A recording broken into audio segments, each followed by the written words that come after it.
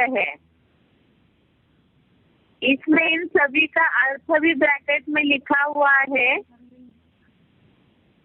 धृष्टकेतु और एक ही सुर का वक्ता, एक ही तान, तथा बलवान अमोघ वीर्य शिव की नगरी काशी का राजा, अनेक नगरों का विजेता पुरुजित, यदुवंशी यादव कुंती भोज और मननशील मनुष्यों में श्रेष्ठ सदाशिव ज्योति भगवान का पुत्र पुरुषोत्तम जैसा शैब्य है।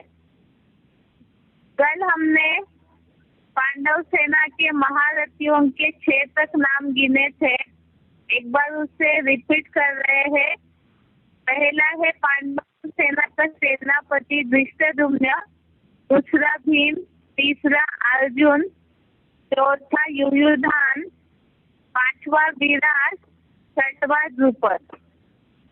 और इस श्लोक में आगे के नाम आए हैं 7वां धृष्टकेतु, 8वां चेकितान, 9वां काशी का राजा, 10वां पुरुजित, 11वां कुंती भोज और 12वां है शैब्य। तो इस तरह से अभी तक ये 12 नाम हो गए और बाकी थोड़े से बचे हैं, वो अगले श्लोक में है। आज के लिए इतना ही श्लोक है। तो छोटा श्लोक भी है और सिंपल भी है। अभी कल जो हम कोर्स का टॉपिक देख रहे थे इंट्रोडक्शन वाला, तो उसके आगे का टॉपिक देखेंगे। लेकिन उसके पहले कल जो बताया है उसको एक बार संक्षेप में रिपीट करके बताएंगे।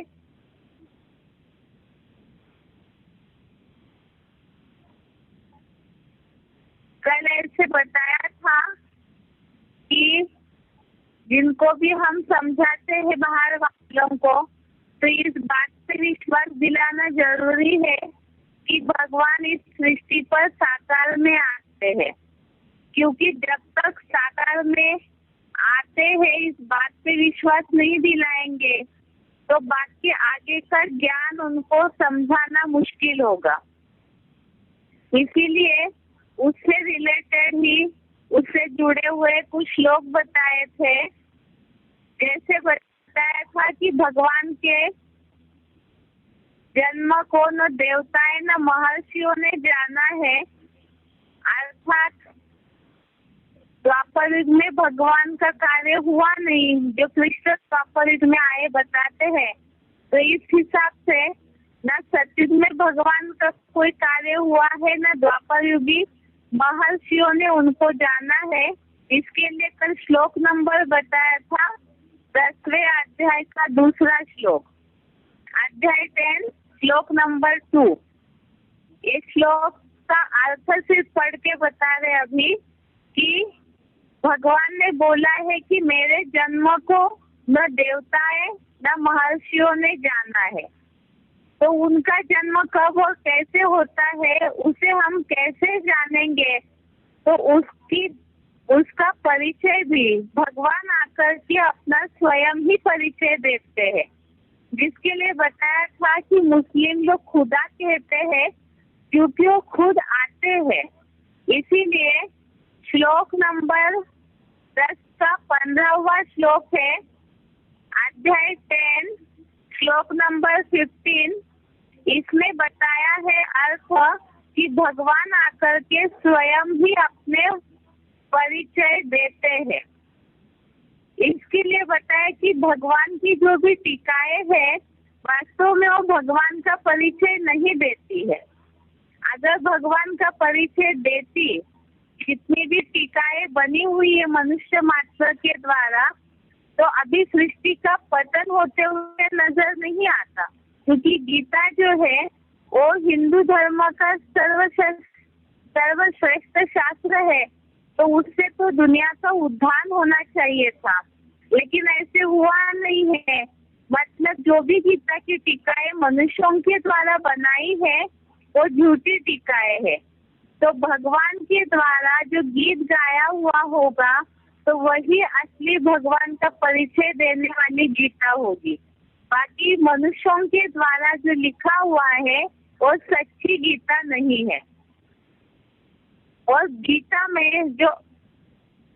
में ही भगवान ने आकर के उनके साकार अवतरण के बारे में ही कुछ परिचय दिया हुआ है कि किस तरह से भगवान का साकार में अवतरण होता है। उसके प्रूफ भी गीता के श्लोकों में मिलते हैं। जैसे कल श्लोक बताया था 109वें अध्याय का 7वां श्लोक, तो उसमें तो बताया कि सृष्टि के शुरुआत भी परमात्मा करते हैं और उसके बाद भी नई सृष्टि के आवर्तन के लिए उन आत्माओं को छोड़ते हैं। ये श्लोक तो हमने पहले भी भूमिका में पढ़ा हुआ है, उसका सिर्फ शॉर्ट में अर्थ पढ़ के बता रहे हैं।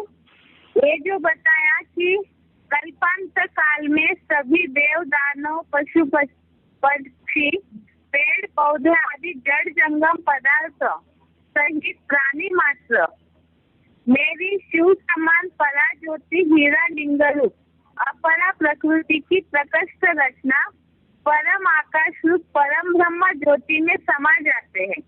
और कल्प के 16 कला सतयुगी आदि काल में मैं शिव बाबा उन्हें पुनः अग्रिम कल्प की चतुर्युगी में सृजन के लिए छोड़ देता हूँ।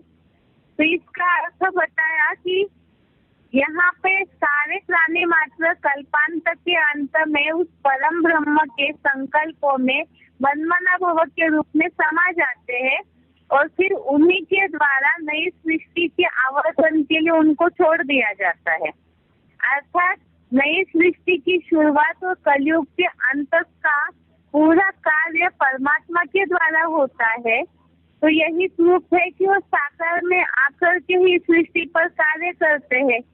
और भी इसी अध्याय में 9वें अध्याय में ही 11वां श्लोक है, अध्याय 9 श्लोक नंबर 11। इस श्लोक से तो सभी परिचित है, जिसमें बताया है अवजानंती माम मूढ़ा, अर्थात साधारण शरीर का भगवान आधार लेते हैं और उन्हें जो मूर्ख मनुष्य है वो पहचान नहीं पाते हैं। इसी के लिए जो साधारण तन के द्वारा कार्य होता है, ऐसे ही साकार जो प्रवेश है, जो बाबा ने मुरलियों में भी बोला है शब्द प्रवेश तुम, तो परमात्मा प्रवेश करके कार्य करते हैं साधारण तन में।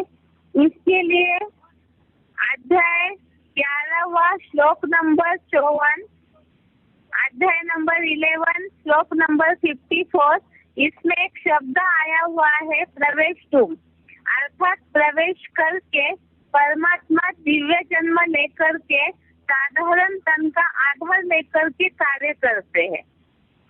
इसी के साथ साथ परमात्मा साधारण तन में आकर प्रवेश करके राजयोग का ज्ञान सुनाते हैं और खुद अपने मुख द्वारा ज्ञान सुनाते हैं।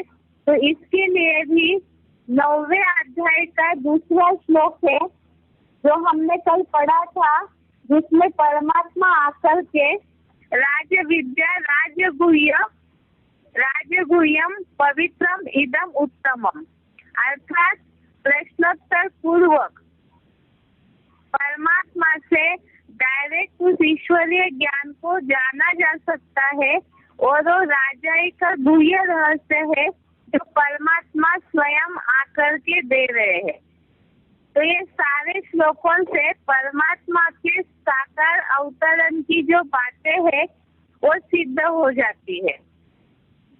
इसके साथ साथ बताया कि परमात्मा आकर के जब अपना कार्य करते हैं तो उन्हें पहचानेंगे कैसे, क्योंकि इस कलयुग में सारे ही मनुष्य मात्र है और बहुत सारे ऐसे हैं जो साधारण तन में रह रहे हैं, क्योंकि कलयुग अंत में तो सारे ही ऐसे हो जाते हैं, नीचे गिर जाते हैं, तमो प्रधान हो जाते हैं। तो इतनी सारी बड़ी सृष्टि में से परमात्मा के कार्य को, उस साधारण तन को मनुष्य मात्र पहचानेंगे कैसे? क्योंकि जब तक हम परमात्मा को पहचानते नहीं हैं, तब तक उन्हें याद कैसे करेंगे? क्योंकि हमने परिचय की शुरुआत ही की है कि परमात्मा की याद से ही हमें प्राप्तियां हो सकती है। तो याद करने के लिए उनकी यथार्थ पहचान होना जरूरी है। और गीता में बोला हुआ है कि तुम अपने आंखों से मुझे नहीं देख सकेंगे। इसीलिए भगवान ने अर्जुन को ज्ञान का दिव्य नेत्र प्रदान किया था। और यहाँ पर भी परमात्मा को पहचानने के लिए जैसे शंकर को तीसरा नेत्र दिखाया है, और तो ज्ञान में ही पूरा रमन करते हैं, तो इसी तरह से जो नंबरवार भगवान को पहचानने वाले हैं, तो उनको भी नंबरवार ज्ञान का, बुद्धि का वो तीसरा नेत्र मिलता है, जिसके लिए हमने 11वें अध्याय का 8वां श्लोक समझा था। अध्याय नंबर 11 और श्लोक नंबर 8, उसमें बताया है न तुमाम शक्य से द्रष्टुम अन्य नेव स्वचक्षुषा। अर्थात ये जो भौतिक आंखें हैं इस शरीर की, उससे तुम मुझे नहीं देख सकते हो। इसीलिए अर्जुन को दिव्य नेत्र प्रदान किए थे।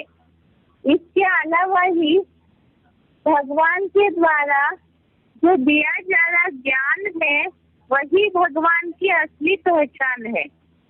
इसीलिए गीता में कही थी, जो बहुतों की बुद्धि में ये बात है कि भक्ति करने से, कीर्तन भजन करने से या हठयोग करने से कईयों को प्राप्ति हो जाती है। तो भक्ति मार्ग के जो भी कर्म कांड है, आडंबर है, उनसे भगवान नहीं मिलते हैं। और ये बात ही गीता के ही श्लोकों में बताई हुई है, जो कल हमने देखा था। उसमें पहला श्लोक है 7वें अध्याय का 17वां श्लोक, अध्याय 7 श्लोक नंबर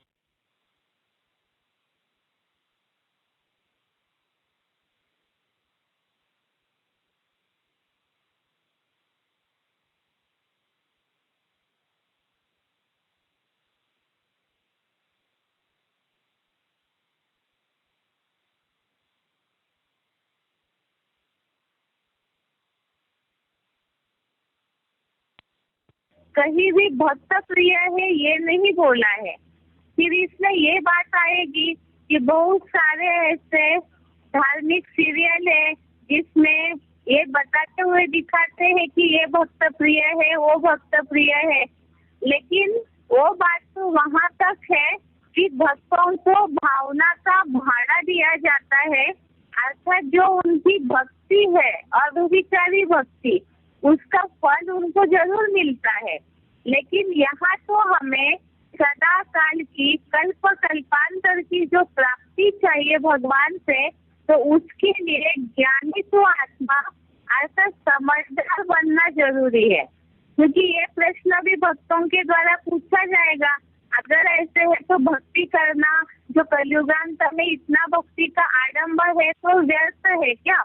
तो ऐसे तो नहीं है, भक्तों को उनकी भक्ति का फल जरूर मिलता है, लेकिन वो फल अल्पकाल का है। जब भक्ति पूरी हो जाए तो जो ज्ञान धारण करेंगे उसी आधार से सदा काल की प्राप्ति हो सकती है। ये सब बातें तो हम मुरलियों में भी सुनते आए हैं।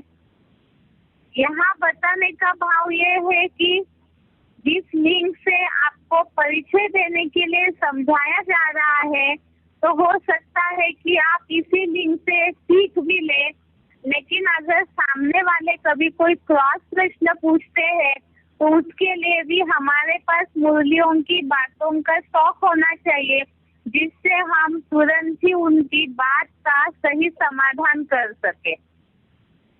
आगे है इसमें अगला श्लोक नंबर बताया था 8वें अध्याय का 28वां श्लोक, अध्याय नंबर 1 श्लोक नंबर 28। इसमें बताया है कि वेदों में, यज्ञों में, तप में, दान में जो भी पुण्य फल बताया है, राजयोगी यह ज्ञान जानकर उस सारे के पार चला जाता है और आदिकालीन परम पद को पाता है। इसका मतलब वेद तप ज्ञान, इससे जो पुण्य फल बताया है, इससे राजयोगी ज्ञान जानने के बाद इन सबसे परे जाकर के परम पद अर्थात सतयुग में जो देवता पद है और पुरुषोत्तम संगम युग में सृष्टि के आदि काल में जो पद मिलता है, उस पद की उन्हें प्राप्ति हो जाती है। तो यही बताया, भक्ति का फल है ज्ञान, और ज्ञान के आधार से इस संगम युग में प्राप्ति होती है, स्वर्णिम संगम युग में, और उसी आधार से 63 जन्मों में भी प्राप्ति होती है। तो इसीलिए ये बात समझाना जरूरी है कि ज्ञान का फल सदा काल का कैसे होता है।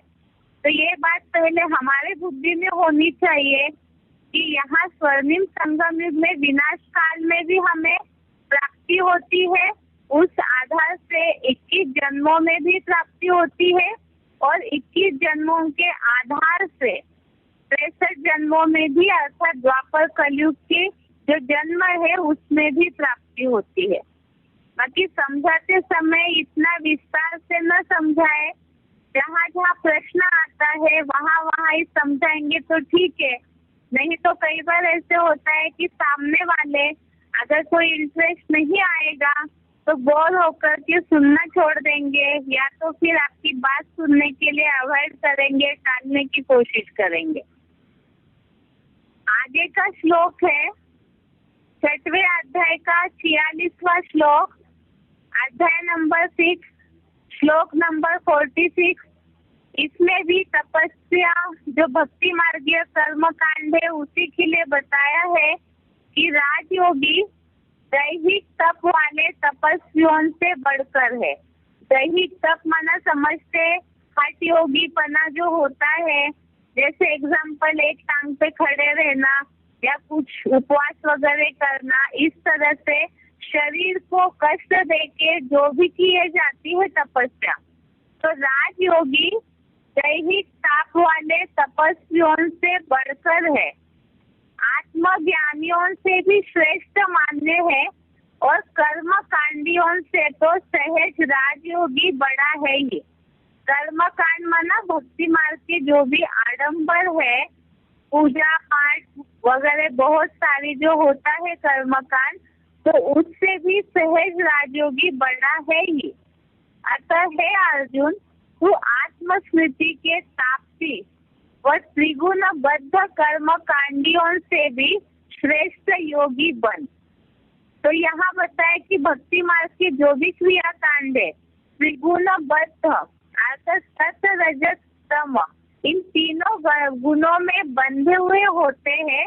तो इसीलिए बताया आत्मस्मृति अर्थात हम देह से डिटैच होने की तपस्या करेंगे तो ये सबसे श्रेष्ठ योगी बनेगा राजयोगी।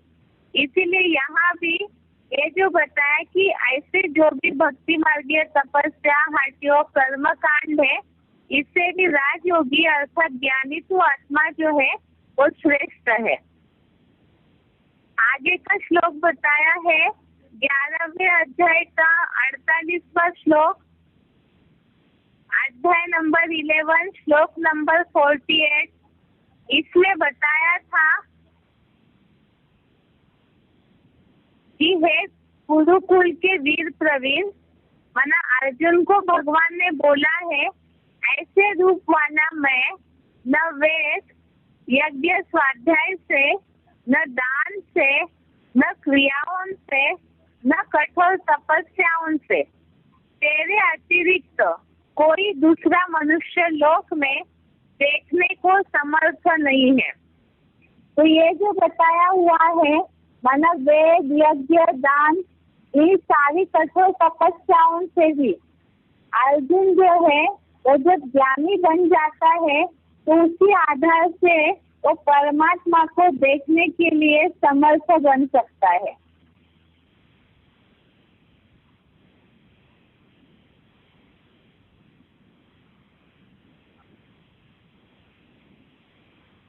इसमें इस श्लोक में ऐसे लिखा है कि ये जितने भी कर्म कांड है ऐसे बुद्धिगम में अद्भुत रूप वाला मैं न वेद वाणी यज्ञ और स्वाध्याय से न दान से न कर्म कांडीय क्रियाओं से और न कठोर दैहिक यंत्रणादायी तपस्याओं से तेरे अतिरिक्त कोई दूसरा 5 अलग के मनुष्य लोक में ज्ञान गम्य बुद्धि से देखने को समर्थ नहीं है। इसमें अंदर श्रद्धा की तो कोई बात ही नहीं है।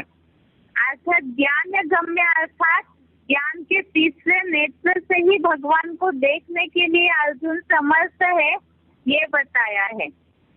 आगे का श्लोक है 11वें अध्याय का 53वां श्लोक, अध्याय नंबर 11 श्लोक नंबर 53। तो इसमें भी भक्ति मार्गीय कर्म कांडों के लिए ही बताया है कि इस भांति मुझको जिस रूप में तूने त्रिनेत्र से देखा है अर्थात तीसरे नेत्र से देखा है, उस रूप में कभी भी मुझे न निर्मित त्रिगुणात्मक वेदों द्वारा न दैहिक तप द्वारा न दान द्वारा न मन की एकाग्रता बिना मात्र स्वाहा स्वाहा वाले यज्ञों द्वारा ही देखा जा सकता है। अर्थात यहाँ मुरली का पॉइंट बताया है संक्षेप में, यज्ञ तप दान आदि करने से मैं नहीं मिलता हूँ। मुरली तारीख 8/2/68। तो इससे ये साबित होता है कि भगवान ने अर्जुन को हर बात में यही बताया है कि जब तक ज्ञान अर्थात समझ न आए तब तक ज्ञान के अर्थात बुद्धि के नेत्र द्वारा ही भगवान को देखा जा सकता है। अब इसमें है कि बहुतों की बुद्धि में ये रहता है कि अगर हमारे भाग्य में होगा तो हमें परमात्मा की प्राप्ति होगी ही, या तो हमारे जैसे कर्म होंगे। लौकिक दुनिया वाले तो कर्मों को ही महत्व देते हैं, लेकिन मुरलियों में तो हमने ये सुना है कि भगवान जो है वो किसी के कर्मों को कंट्रोल नहीं करते हैं और सिर्फ कर्म प्रधान नहीं है, तो उसके लिए फल अर्थात कोशिश करना जरूरी है, ना ही भगवान किसी का भाग्य लिखते हैं। तो इसी में ही बहुत से ऐसे श्लोक है, जैसे कि पहला श्लोक है यहाँ 5वें अध्याय का 14वां श्लोक, अध्याय नंबर 5 और श्लोक नंबर 14। ये श्लोक बताया है, अभी कल का टॉपिक पूरा हुआ, आगे का टॉपिक शुरू किया है। इसमें 5वें अध्याय का 14वां श्लोक है, न कर्तृत्वम न कर्माणि लोकस्य सृजति प्रभु न कर्मफल संयोगम स्वभाव तु प्रवर्तते। इसका अर्थ बताया है कि अर्जुन देह में अनासक्त अकर्ता प्रभु शिव ज्योति भी सांसारिक कर्तापने के अहंकार का न कर्मों का और निरंतर अखूट ज्ञान भंडार की याद होने से न कर्मफल संयोग का सर्जक है, किंतु पुरुषोत्तम संगम युगी शूटिंग में भोगवादी प्राणी स्वभाव प्रवर्तित होता है। इसका मतलब ये बताया कि वास्तव में सभी प्राणी अपने स्वभाव के अनुसार ही चलते हैं। कर्म फल का भगवान जो है वो किसी के भी भाग्य को लिखते नहीं है, बल्कि सभी लोग अपने कर्म फल के सहयोग अनुसार ही चलते हैं। भगवान किसी की कर्म करने को भी रोकता नहीं है, वो तो सिर्फ रास्ता बताते हैं। ऐसे ही 5वें अध्याय का ही 15वां श्लोक है, जिसमें यही बात बताई है, न दत्ते कस्यचित् पापम न चैव सुकृतम विभु अज्ञानेन अवृत्तम ज्ञानम तेन मुह्यन्ति जन्तवः। अध्याय 5 नंबर अध्याय का ये 15 नंबर का श्लोक है। इसमें बताया है कि विशिष्ट जन्म, हल्का फुल्का, सूक्ष्मतम, प्रवेशनीय और अनासक्त प्रभु, अर्थात परमात्मा की विशेषताएं बताई जो प्रवेश करने में हल्का फुल्के है, सूक्ष्म है, प्रवेशनीय है और अनासक्ता अर्थात किसी से भी उनको अटैचमेंट नहीं रहता है। तो ऐसे प्रभु किसी के न पाप को न हल्के भारी पुण्य को लेता है। आद्य शंकराचार्य द्वारा विदित सर्वव्यापी के अज्ञान से ज्ञान ढका है, उससे पैदा हुए कलयुगी मोह अंधकार में प्राणी मोहित है। अर्थात द्वापर युग से जब से सर्वव्यापी का ज्ञान निकला तब से ही सारे मनुष्य मात्र का जो ज्ञान है, परमात्मा विषय जो समझ है वो ढक गई है, अर्थात उसी में प्राणी अटके हुए हैं। तो इसीलिए बताया कि उसके कारण जो पाप पुण्य में मनुष्य चक्र में घूम रहे हैं, तो परमात्मा किसी के भी पाप को भी नहीं लेता है न पुण्य को भी लेता है, वो केवल रास्ता बताते हैं। तो किस रास्ता बताते हैं तो जो उस रास्ते पर चलेंगे तो उन्हीं को ही परमात्मा की प्राप्ति होती है। इसीलिए बताया कि परमात्मा जो है वो भक्ति का फल ज्ञान देते हैं और वही वास्तव में उनकी कृपा है। अर्थात भक्ति मार्ग के लोग वो तो देहभान में है, तो वो देह की पूर्ति चाहते हैं भगवान से। वास्तव में परमात्मा मन बुद्धि रूपी आत्मा है, तो वो आत्म शांति का अर्थात सदा काल की प्राप्ति कराते हैं। इसीलिए बताया कि भगवान के द्वारा किनको प्राप्ति होती है। भक्तों को जो प्राप्ति होती है वो अल्पकाल की है। अब भगवान की प्राप्ति किनको होती है वो भी श्लोक में ही बताया हुआ है। हमने पहले समझा है कि भगवान को हम दिव्य नेत्र अर्थात ज्ञान नेत्रों से समझ सकते हैं। उसका अगला टॉपिक हमने समझा कि भगवान को जब हम समझेंगे तो ऐसे लगेगा लोगों को कि भगवान को पहचानने के बाद भगवान हमें तुरंत सारी प्राप्ति कराएंगे, लेकिन इसमें बताया कि भगवान किसी के कर्मों को रोकते नहीं है, ना ही उनके पाप पुण्य को लेते हैं। तो जो जैसे करेंगे वैसे ही प्राप्ति होती है। उस आधार से भगवान रास्ता बताते हैं और वो रास्ता क्या है, जिसके लिए 10वें अध्याय का 10वां श्लोक है। उसका पहले अर्थ बता रहे हैं। अध्याय नंबर 10 और श्लोक नंबर 10 इसमें बताया है, प्रीति पूर्वक याद वाले उन निरंतर योगियों को वह बुद्धि योग देता हूँ जिससे वो मेरे को पहुंच जाते हैं। अर्थात जो प्यार से अव्यभिचारी रूप से भगवान को याद करेंगे, ऐसे निरंतर याद करने वालों को ऐसी बुद्धियों की ताकत देंगे जिससे कि वो परमात्मा तक पहुंच जाते हैं। अब ज्ञान के आधार से तो हम इस बात को समझ रहे हैं कि जो जितना यथार्थ रीति उस परम ब्रह्म को अर्थात साकार में आए हुए उस निराकार भगवान को याद करेंगे तो उनको परम धाम वासी की अर्थात परम ब्रह्म की प्राप्ति हो जाती है। तो यहाँ ये श्लोक बताया है, तेषां सतत युक्तानां भजतां प्रीति पूर्वकम ददामि बुद्धि योगम तम येन माम उपयान्ति ते। तो इसीलिए बताया कि जो प्रीति पूर्वक और निरंतर याद करेंगे तो उन्हीं को ही भगवान की प्राप्ति होती है।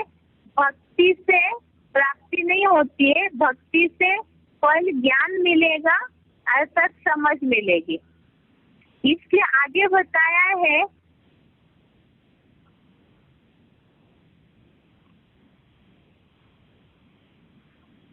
परमात्मा जो है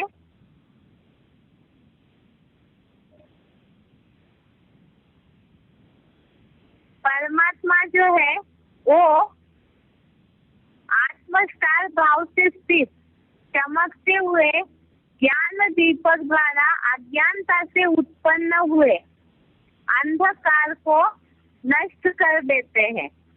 ये है 10वें अध्याय का 11वां श्लोक।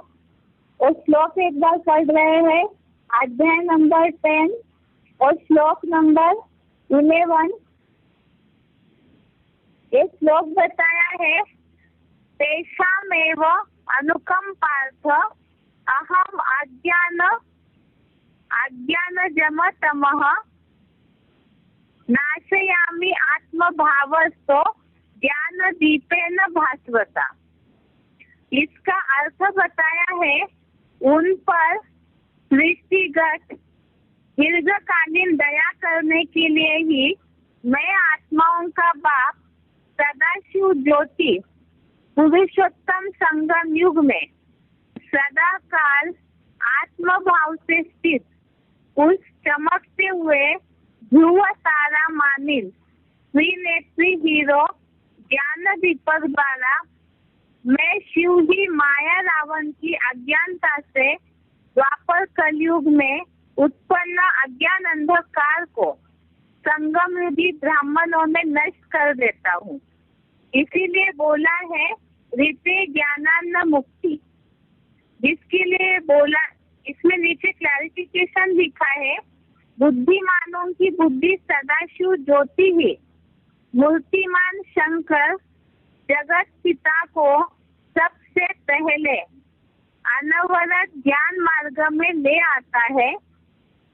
द्वैतवादी द्वापर से 2500 साल में विदर्भियों के अज्ञान से ही भारतीयों की अंधश्रद्धा युक्त भक्ति मार्ग में दुर्गति हुई है। इस दुर्गति से सर्वप्रथम साकार सृष्टि के 20 बाप को ही निकालता है।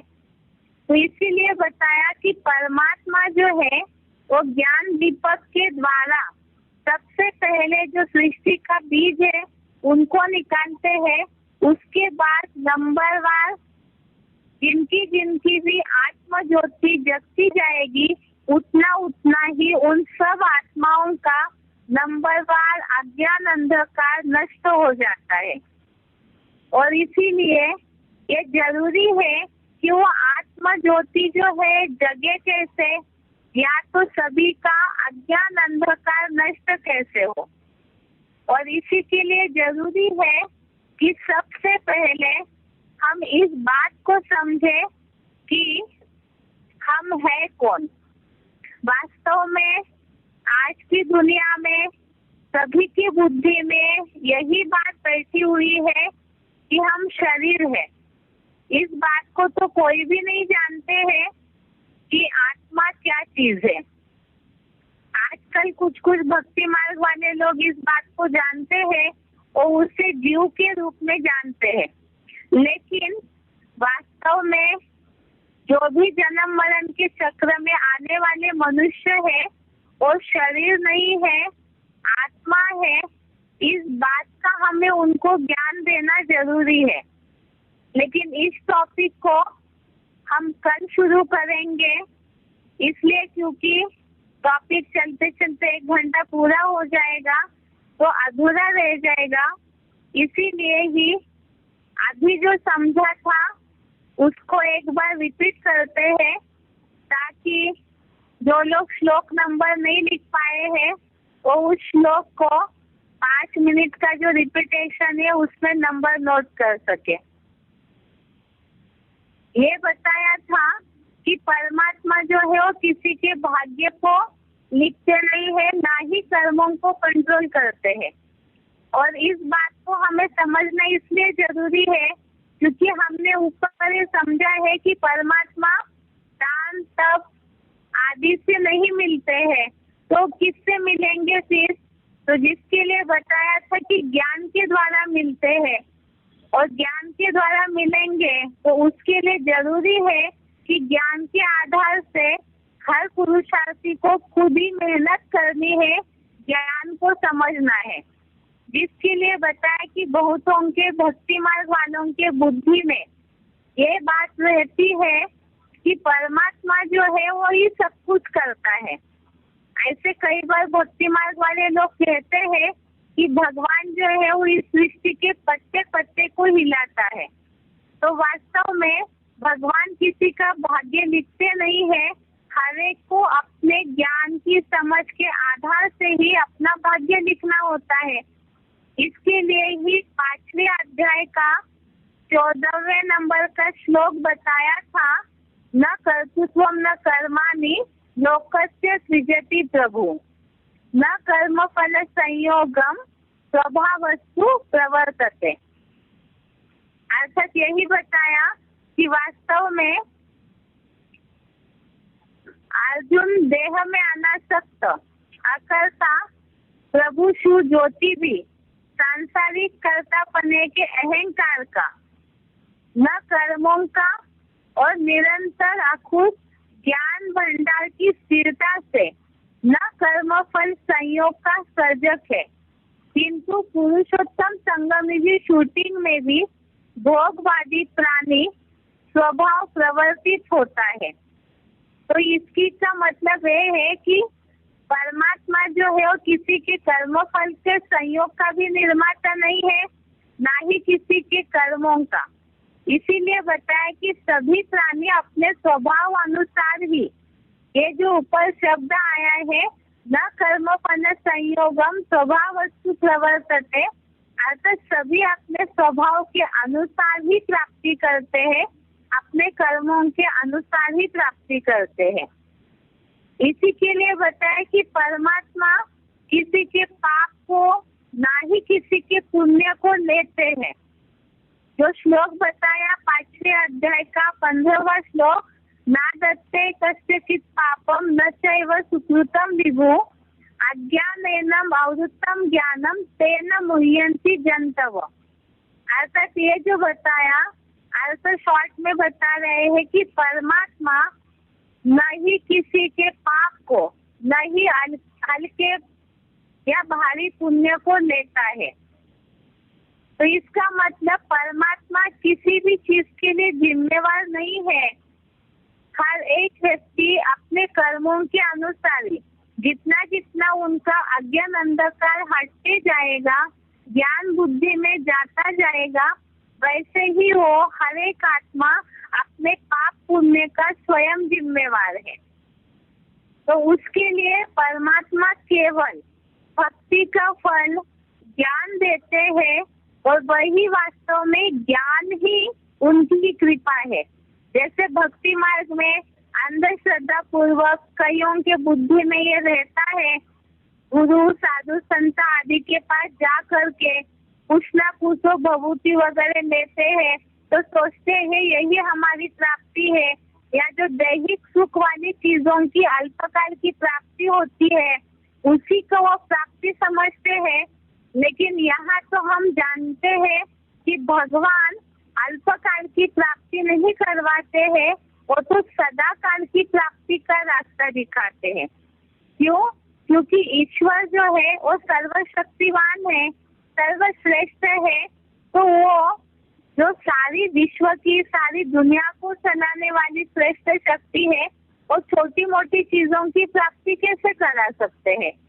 इसीलिए बताया उनसे प्राप्ति करना है लंबे समय की, सदा काल की, तो उसका रास्ता भी वही आकर के गीता के द्वारा बताते हैं, जिसके लिए बताया कि प्रीति पूर्वक याद करने वाले निरंतर योगियों को वह बुद्धि योग देता हूँ जिससे वह मेरे पास पहुँच जाते हैं।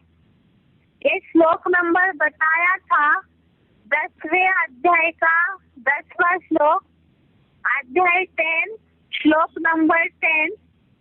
इसमें बताया तेषां सतत युक्तानां भजतां प्रीति पूर्वकम ददामि बुद्धि योगम तम येन माम उपयान्ति ते।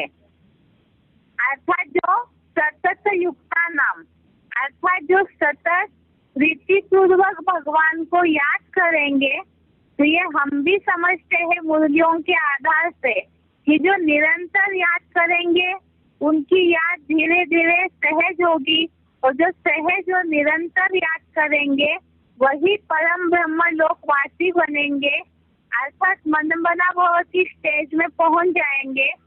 तो इसीलिए बताया है कि ऑटोमेटिकली ऐसी आत्माएं भगवान के पास पहुंच जाती है।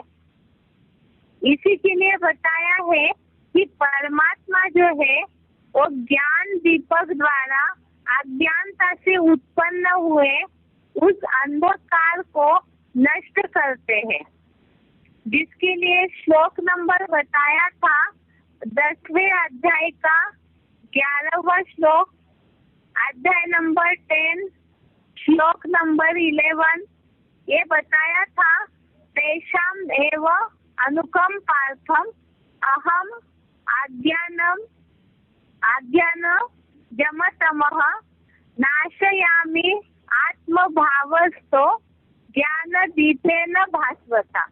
अर्थात ज्ञान दीपक के द्वारा अज्ञानता से उत्पन्न हुए अंधकार को नष्ट करते हैं। तो जिनका जिनका ये ज्ञान दीपक के द्वारा अज्ञान नष्ट होगा तो उनकी आत्मस्मृति जागृत हो जाएगी, और जिनकी आत्मस्मृति जागृत होगी, देह का भान ही वास्तव में अज्ञान है, और वो जैसे जैसे नष्ट होता जाएगा तो ज्ञान की भी प्राप्ति होगी, और साथ साथ ऐसी आत्माएं परमात्मा के पास भी पहुंच जाते हैं। तो ये रास्ता बताया है परमात्मा के पास पहुंचने का, और इसी के लिए जरूरी है कि हम कौन है, कहाँ से आए हैं, इस सृष्टि पर हमारा क्या पार्ट है, वो सारी बातों को हमें समझना है। तो कैसे समझेंगे? क्योंकि आज का मनुष्य जो है वो तो देहभान में इतने जकड़े हुए हैं कि देह की पूर्ति के लिए, देह की सुख के लिए ही पूरी ताकत लगा देते हैं। लेकिन ये समझाना जरूरी है कि देह तो विनाशी है और आत्मा जो है वही सदा काल रहती है, वो कभी नष्ट नहीं होती है। इसीलिए हम शरीर नहीं है, हम आत्मा है, इसे हमें जानना है। और गीता में ही ऐसे बहुत से श्लोक आए हैं जिसमें अर्जुन को भगवान ने आत्मा का पूरा परिचय दिया है। तो इसके लिए आप सभी दूसरे अध्याय के आत्मा से कनेक्टेड, जो आत्मा से जुड़े हुए श्लोक है, उसे पढ़ के रखिए, ढूंढ के रखिए, ताकि कल जो आत्मा का टॉपिक समझाया जाएगा वो आप सभी को क्लियर हो जाए। ओम शांति।